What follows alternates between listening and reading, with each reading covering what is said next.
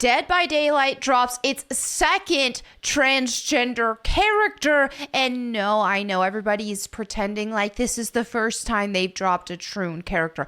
But no, this is the second. We've talked about this before. This is the first transgender character that Dead by Daylight dropped, and in a very accurate fashion. So, I mean, let's give credit to where it's due. Come on. So now they have dropped their second transgender Dead by Daylight character. And of course, in achieving as many woke points as possible, this character is black. Wow. You know what? But they're losing points for me because not disabled. Where is the wheelchair? Where are the sugar feet? I don't see them, so I do have a problem with this. It is going to lose some woke points for me. So here they have Orilla Rose, right? Let's take a look at this incredibly unique and creative design. It's always night here. You never know what the night will bring. Obvious man voice. It's always night here. You never know what night will bring. All right, so can we just unpack the design first? Ugly. I mean, is this what they really... Okay, I get it. It's like there's people that go around pretending to be the opposite gender. I'm not going to mince words or sugarcoat it or anything like that. That's what it is. It's all a make-believe game. Men cannot pretend to be women, and it is absolutely disrespectful to the whole female species to say that a man can pretend to be us, because they can't. And a woman can't pretend to be a man either. It's also an abomination to God's design.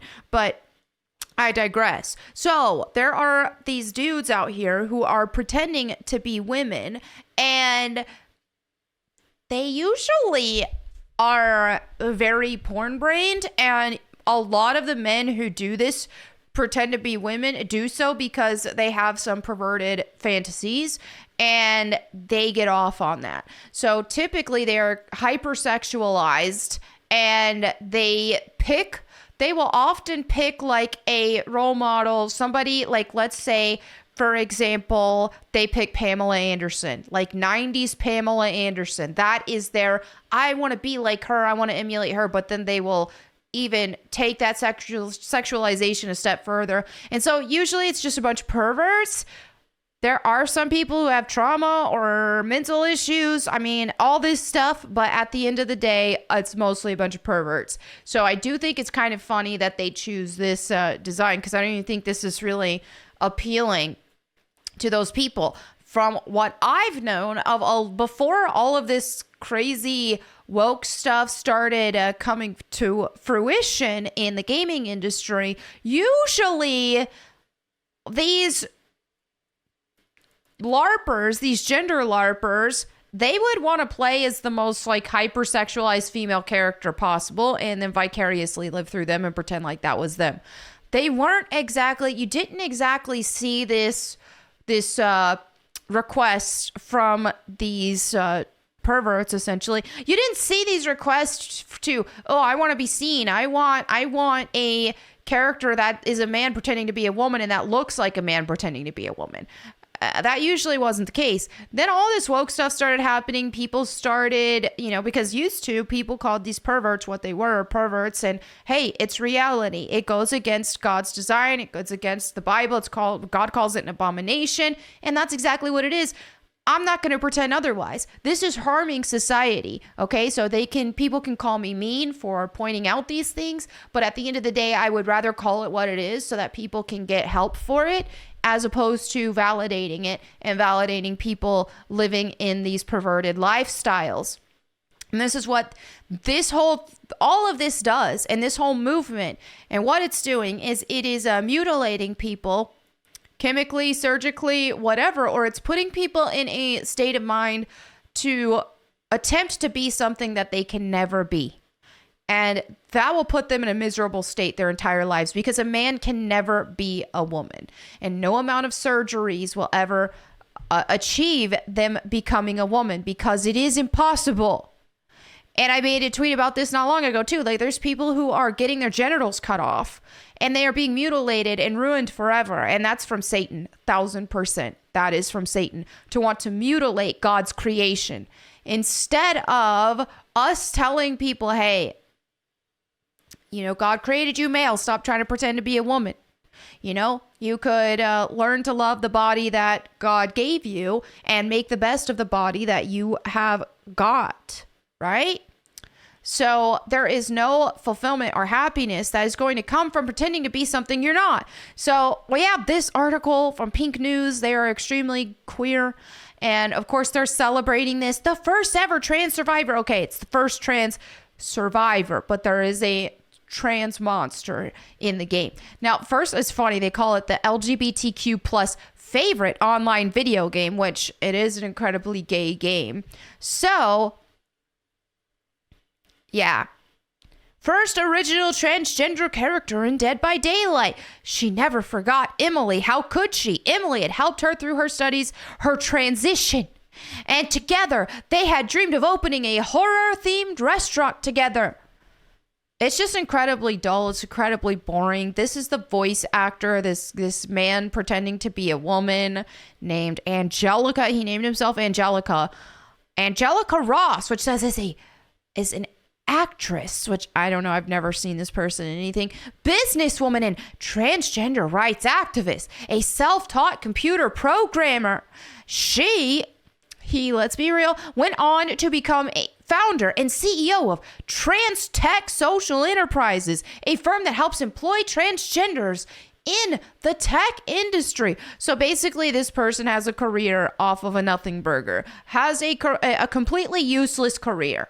Okay, their career actually, their career is a net negative. So their career is getting these tech companies to hire mentally ill perverts.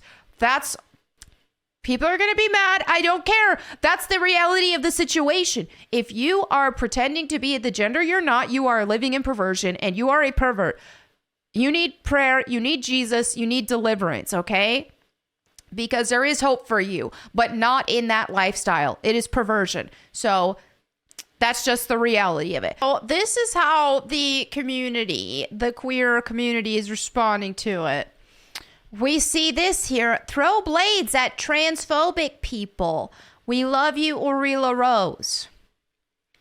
Why is it this perverted troon cult always resorts to violence when it comes to their memes, or just in general? All right. We already have violence that has risen from this perverted, depraved community, right? In schools, like pew-pewing up schools and murdering people. And they are just unabashed. Throw knives at transphobes. Just completely unapologetically talking about murder. Okay, for some reason there is no self-awareness about the fact that this community is incredibly violent because they are depraved. Now let's go ahead and look at some of the hidden replies from the Dead by Daylight announcement of this character. Blue hair and pronouns in my Dead by Daylight. I think that they were actually mocking us who don't like it, but the account couldn't tell. It's Claudette. I don't know who that is. They went and literally checked every DEI box they could for this one. Looks pretty true. Apart from the wheelchair, they just about did that. Trans by Daylight. Oh my gosh. Oh, wow. Wait, is this trans? All that excited to get a new survivor died quickly. I will now begin the process of mastering tunneling and camping. I don't understand why they hid that. Time to tunnel. What are they? I don't get it. Are they hiding from the troon? Because, yeah. That's funny. That's nasty. Not enough to make it a man dressed as a girl, and you also made it black. You'll lose your few normal players with that crap. Look, I think that them throwing a troon in there in general, even if they were white, is equally as disgusting. It's the troon part that makes it disgusting. The black part makes it funny because it shows how DEI they're trying to get. But it does add comedy to this whole bit, right? So people are like, definitely not buying this trash, not playing this woke crap, transgender, what the heck even is that? Yeah, this is an absolute abomination. Nasty heckers.